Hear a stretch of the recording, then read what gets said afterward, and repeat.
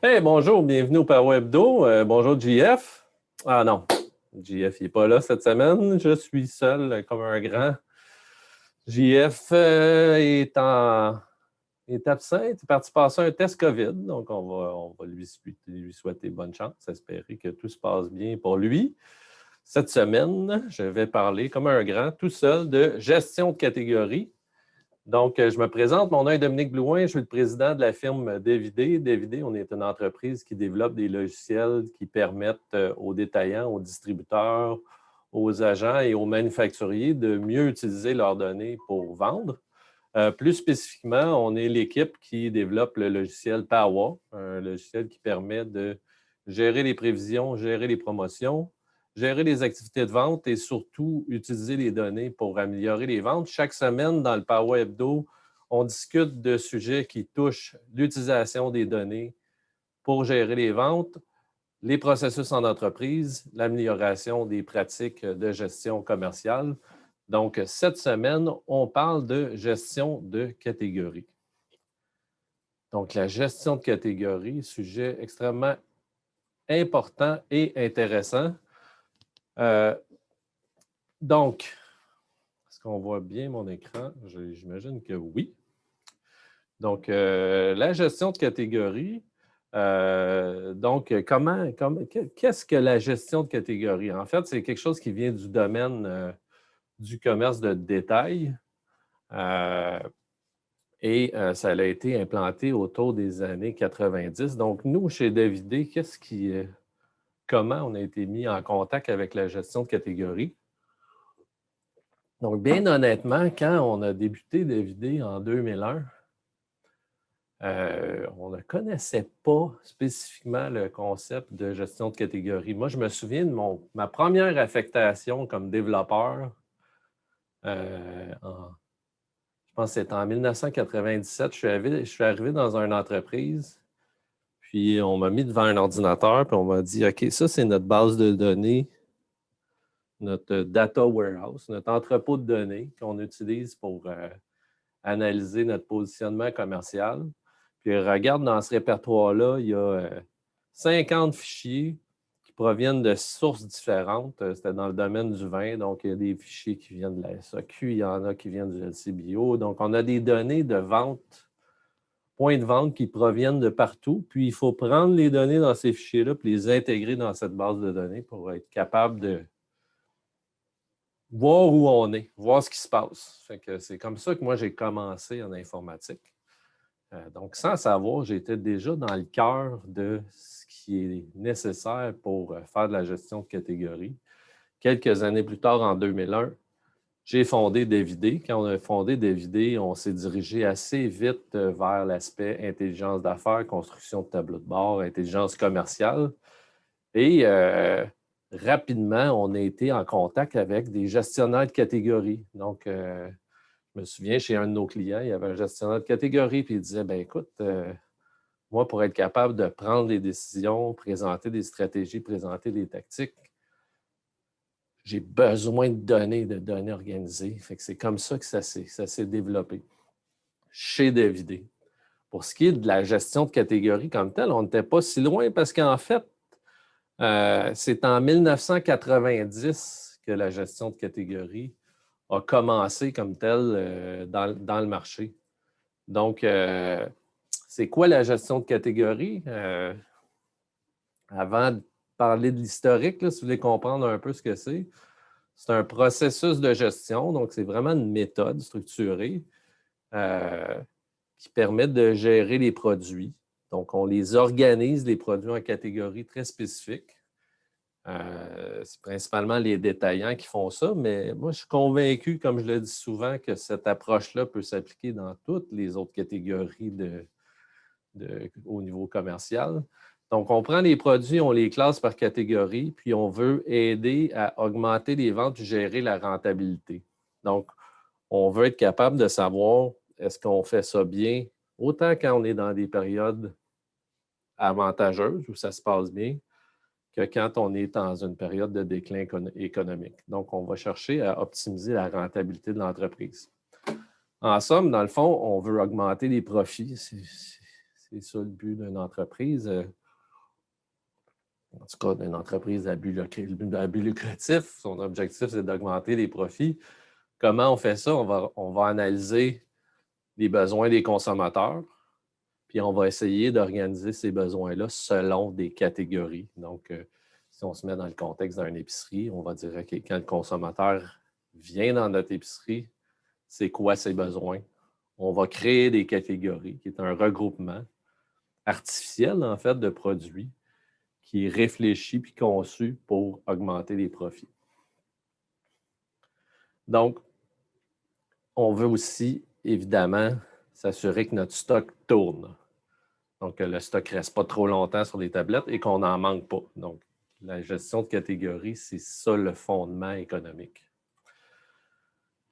Donc, j'en parlais, ça a commencé en 1990. Là, on voit sur l'image, moi, ça, c'est le Woolco pour ceux qui viennent de la Rive-Sud, Woolco qui était sur Roland-Terrien à Longueuil dans les années 90.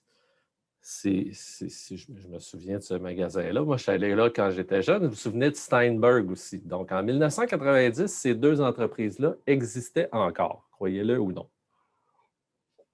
Donc, on était quand même à une époque, par exemple, où il y avait une prolifération de produits. Il y avait de plus en plus de produits qui apparaissaient avec la mondialisation qui débutait. En fait, on avait de plus en plus de produits qui venaient de l'externe, de plus en plus de choix pour les consommateurs.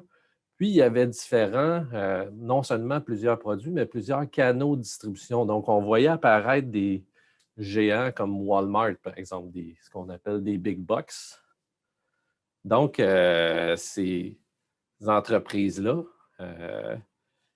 qui n'ont pas appliqué ces principes-là, dans bien des cas, ont fait faillite. Il y a des entreprises comme Walmart, un des exemples fondateurs de la gestion de catégorie, on en a parlé souvent, c'est Walmart et Procter & Gamble qui ont travaillé, des trading partners qui ont travaillé en collaboration pour bien revoir leur planogramme, bien revoir leur assortiment de produits. Puis, en l'espace d'un an, on développe une stratégie qui a fait accroître les ventes et les profits de façon phénoménale. Et qu'est-ce qui s'est passé? En fait, ils se sont posés comme question au départ, dans les fondements de la gestion par catégorie, ils se sont dit, est-ce que l'analyse des données, dans le fond, de nos ventes, parce qu'on a des caisses qui enregistrent des transactions dans l'ensemble de nos magasins, est-ce que si on analysait ça de façon un peu plus détaillée, on serait capable de mieux comprendre ce que les clients achètent et ce qu'ils souhaitent acheter? Quand on pense à ça aujourd'hui, on se dit, OK, c'est une question loadée. C'est évident que la réponse est oui, mais à l'époque, dites-vous que cette information-là n'était pas centralisée. Puis encore aujourd'hui, il y a des entreprises qui utilisent très, très mal ces données-là.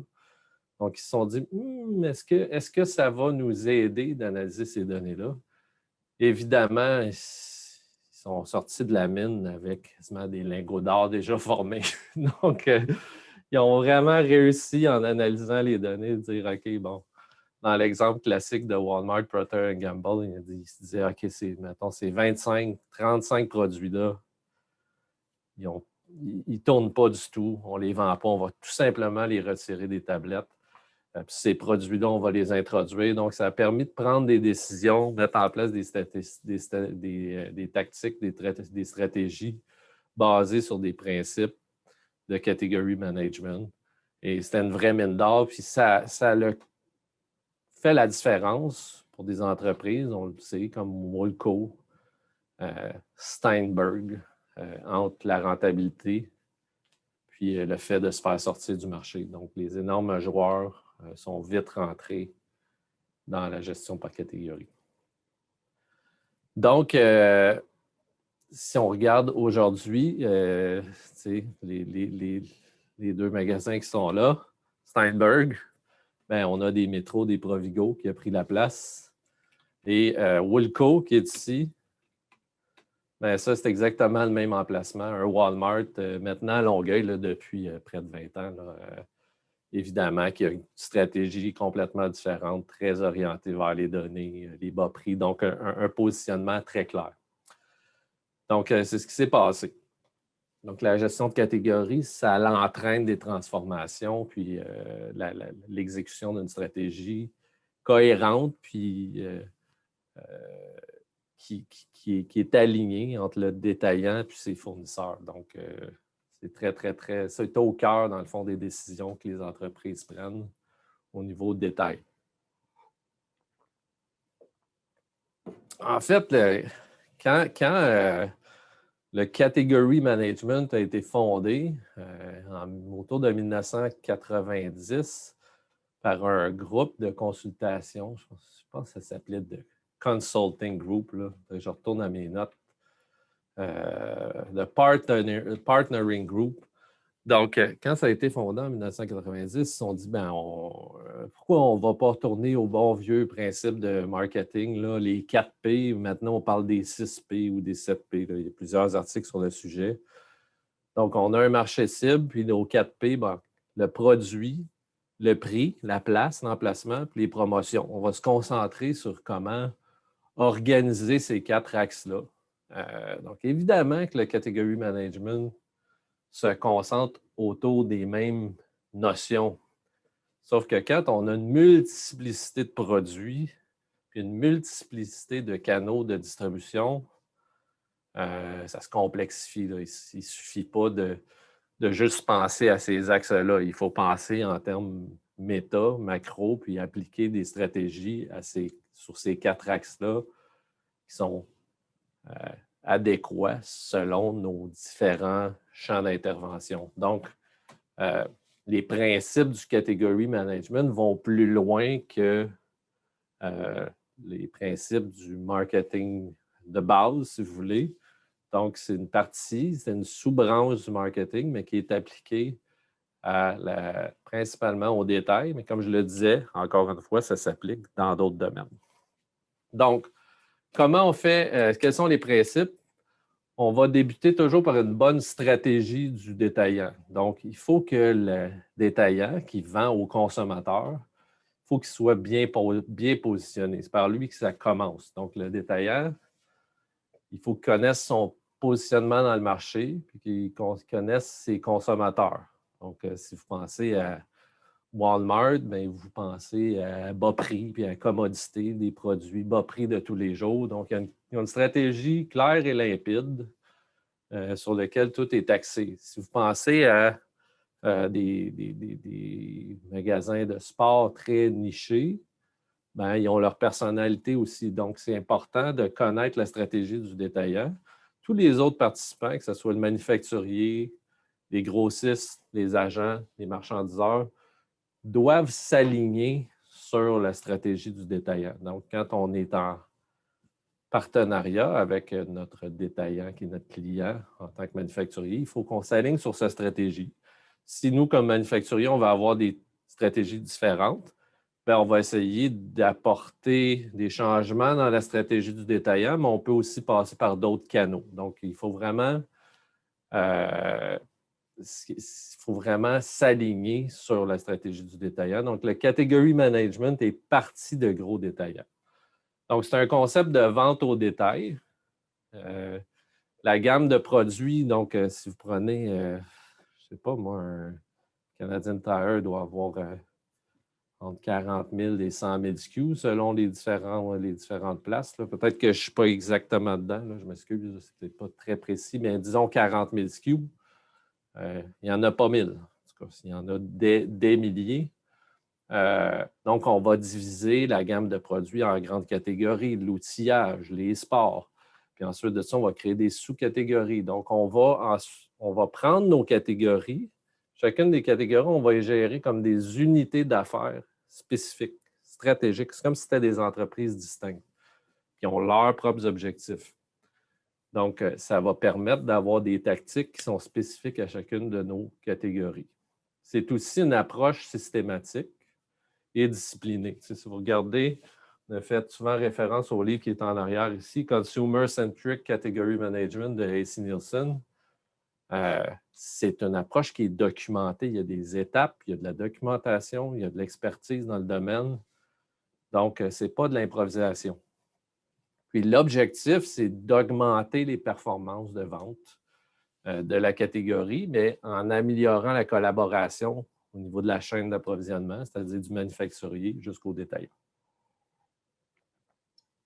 Un point assez important aussi sur lequel le focus a été replacé au fil des années avec la gestion de catégorie, c'est qu'il faut penser aux consommateurs. Donc, quand on analysait les données, par exemple, de vente en magasin, si on analyse ce qui s'est passé le mois dernier, il faudrait aussi avoir une meilleure compréhension de où le consommateur s'en va. Donc, il y a des études de marché, des panels qui vont nous donner aussi incorporer des informations par rapport aux tendances, par rapport à comment le consommateur va se comporter. Donc, on continue sur les principes. Aujourd'hui, c'est très théorique. J'ai oublié de dire qu'on aura d'autres présentations sur le category management. On aura probablement même un spécialiste en category management qui va venir nous raconter des anecdotes du category management dans le day-to-day. Donc, il va venir avec nous bientôt. Donc, à suivre, on va en reparler. Aujourd'hui, on est dans la théorie. Donc, les grands principes, les catégories, donc c'est des produits similaires, on en a parlé. Il y a des sous-catégories, évidemment. On va réfléchir à ça. Donc, par exemple, dans les céréales, il y a céréales pour adultes, pour enfants, le chaud versus froid. Il y a des catégories beaucoup, low cost, value, premium, marque privée. Donc, c'est des attributs qu'on attache aux produits, puis il faut être ouvert dans notre réflexion. Donc, il ne faut pas juste penser en termes de département dans une épicerie. Et ça, c'est la conséquence, mais quand on réfléchit, il faut être ouvert. Donc, on a des catégories de routine, donc des produits que les gens vont acheter systématiquement à chaque épicerie. Des catégories d'impulsion. Palette de chocolat, je m'en achetais une quand je la vois près de la caisse. Des catégories occasionnelles et des catégories de commodité. Donc, il y a beaucoup de caractéristiques qu'on va pouvoir attacher à nos produits, puis en fonction de ça, on a des stratégies qui sont différentes. Il y a aussi un processus en 8 étapes, selon Nielsen. Si on regarde la documentation et l'expérience, depuis 1990, il y a des entreprises qui maintenant font 4 étapes ou 5 étapes. Il y en a qui rajoutent des étapes, mais les principes fondateurs, c'est ceux que vous voyez à l'écran en ce moment.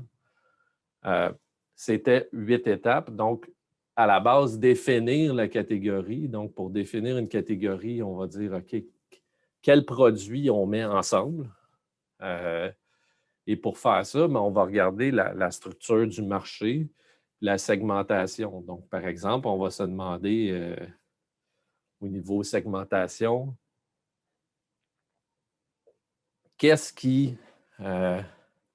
c'est quoi le chemin décisionnel par lequel le consommateur passe? Moi, si j'arrive dans une épicerie et que j'ai à choisir une pizza congelée, mais à l'intérieur de la pizza congelée, qu'est-ce qui va justifier mon choix? C'est quoi le premier choix que je fais? Est-ce que je regarde les marques privées, les marques connues?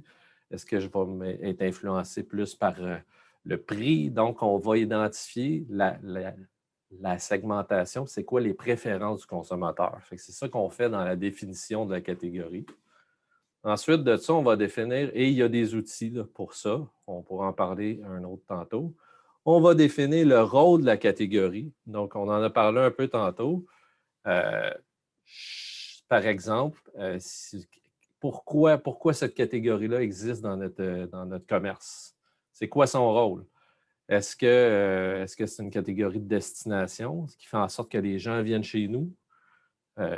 Pensez à des produits très spécialisés là, que vous allez trouver, par exemple, juste dans un magasin de sport très spécialisé. Vous allez aller acheter des fixations de ski très précises, mais là, on va avoir une catégorie, on va dire les gens, ils viennent ici pour ça.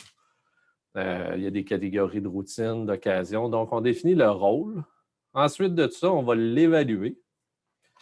Et ce cycle-là, on va essayer de le rouler assez fréquemment pour revalider qu'à l'intérieur de notre commerce ou comme manufacturier, que notre catégorisation est bien faite. Donc, on va aller évaluer notre catégorie. Donc, pour faire ça, on va utiliser des données points de vente. On va regarder comment notre catégorie se comporte. On va ensuite de ça définir un tableau de bord Donc, par exemple, on va dire dans la catégorie du pain, c'est quoi nos ventes, c'est quoi notre market share, c'est quoi notre augmentation, c'est quoi notre turn. Donc, il y a une série d'indicateurs qu'on va suivre par catégorie. Donc, souvenez-vous, chaque catégorie est gérée comme une unité d'affaires. Et ensuite de ça, on va définir les stratégies et les tactiques. Donc, comment on va faire pour développer notre catégorie stratégiquement? Est-ce qu'on se positionne en termes de nombre, de variétés d'assortiments ou on va se positionner en termes de spécialisation? Donc, on a des produits niches. Donc, par exemple, c'est deux stratégies différentes. Et ensuite de ça, on va définir des tactiques qui sont plus concrètes, qui vont nous permettre au niveau opérationnel d'implanter notre catégorie et de la gérer et de faire des revues. Donc, c'est pour chacune de ces étapes-là, sachez qu'il y a des outils, il y a de la documentation, il y a des objectifs et c'est très structuré et structurant. Donc, si vous cherchez des idées pour améliorer votre approche commerciale, que vous soyez dans n'importe quel segment, vous allez trouver beaucoup de documentation intéressante qui va vous faire réfléchir sur la façon dont vous pourriez mieux vous positionner. Donc, les 8 étapes. Il y a aussi, on va définir un gestionnaire de catégorie. Donc, pour chaque catégorie, qu'on soit du point de vue du détaillant ou du manufacturier, on aura une personne qui est responsable de la catégorie, qui s'assure d'aligner stratégiquement la catégorie sur les objectifs de rentabilité de l'entreprise. Donc, cette personne-là gère la catégorie comme telle. Du côté du manufacturier, souvent, les manufacturiers de taille petite ou moyenne vont avoir un gestionnaire de catégorie pour l'entreprise qui réfléchit aux différentes catégories que l'entreprise produit et qui va être l'interlocuteur pour les gestionnaires de catégorie chez les détaillants. Sachez que quand on va dans des événements dans le domaine du détail, par exemple, on va souvent voir le gestionnaire de catégorie des fruits et légumes, le gestionnaire de catégorie du pain. C'est ces personnes-là qui établissent la direction et le positionnement de ces catégories-là. Donc, évidemment, les gestionnaires de catégorie, chez les manufacturiers, doivent être bien alignés avec les gestionnaires de catégorie chez les détaillants. Et le gestionnaire de catégorie doit pouvoir donc aligner la stratégie, comprendre les tendances actuelles et anticiper des tendances. Donc, par exemple, si je suis dans le domaine des cosmétiques, dans un secteur particulier, je dois dire, OK, qu'est-ce qu'on anticipe comme changement dans le futur? Donc, si je me mets du point de vue du manufacturier, ça pourrait être, OK, les gens vont peut-être changer de canaux, ils vont acheter plus sur Internet, c'est ça la tendance. Si je me mets du point de vue du détaillant, je peux dire, OK, mais je pense que ce sous-segment-là de catégorie est plus porteur, donc il faut anticiper les tendances pour pouvoir planifier et mettre en place des stratégies. Il y a aussi, on arrive près de la fin, le rôle du capitaine de catégorie. Donc, vous allez voir, évidemment, là, quand vous allez dans une épicerie, vous voyez, par exemple, les produits laitiers. Bon, ben, les produits laitiers, il y a différents fabricants, différents manufacturiers qui fournissent des produits laitiers chez les détaillants. Souvent, le détaillant va nommer ou identifier un capitaine de catégorie qui est un des fournisseurs qui va l'aider à mettre en place une stratégie pour la catégorie dans son ensemble. Donc, ça prend un capitaine, va aider à élaborer le planogramme, évidemment, sans être constamment en train de mettre 100% de ses produits en avant, en étant conscient et respectueux de la stratégie du détaillant. Il va l'aider à élaborer des planogrammes, des stratégies de prix, et conseiller sur les produits importants, planifier les stocks et les inventaires. Donc, les manufacturiers et les détaillants travaillent vraiment conjointement. Et le capitaine de catégorie, dans une des catégories, est le joueur le plus important au niveau de l'orientation, de la stratégie et des tactiques. Donc, si vous réussissez à être capitaine de catégorie auprès d'un détaillant, c'est un très bon positionnement. Donc, on comprend que la gestion de catégories, ça offre des avantages quantifiables, là. Ça va permettre d'augmenter les ventes, améliorer les marges, ça structure la relation entre le fournisseur et le détaillant. Et évidemment, comme manufacturier, si on utilise bien les données, on travaille avec des faits, puis qu'on a des bonnes stratégies, des bonnes tactiques, notre position concurrentielle. Et comme détaillant, on l'a vu aussi, si on utilise l'information de façon intelligente, puis qu'on structure notre catégorisation de produits en fonction des tendances du marché et des comportements du consommateur, on a un potentiel beaucoup plus grand d'avoir du succès. Donc, ça va renforcer la position commerciale du détaillant aussi. Le langage, évidemment, vous l'aurez compris, de tous ces gens-là, c'est les données. Donc, c'est important d'avoir des données intelligentes, structurées. Nous, on travaille en collaboration avec des gestionnaires de catégories depuis des années. Très souvent, les données sont un frein à l'exécution ou l'évaluation des stratégies.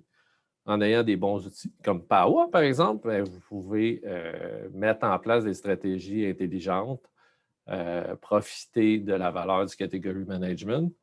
Donc, ça vous donne un aperçu. Comme je le disais, c'est très théorique aujourd'hui. Beaucoup de matière à passer dans un seul petit Power Hebdo. On va en reparler dans d'autres rencontres. On mettra de l'information sur notre site. Peut-être bientôt un livre blanc. Si vous avez des questions sur le sujet, n'hésitez pas à nous écrire. Des commentaires, des thumbs up, commentaires positifs, négatifs, voulant en savoir plus.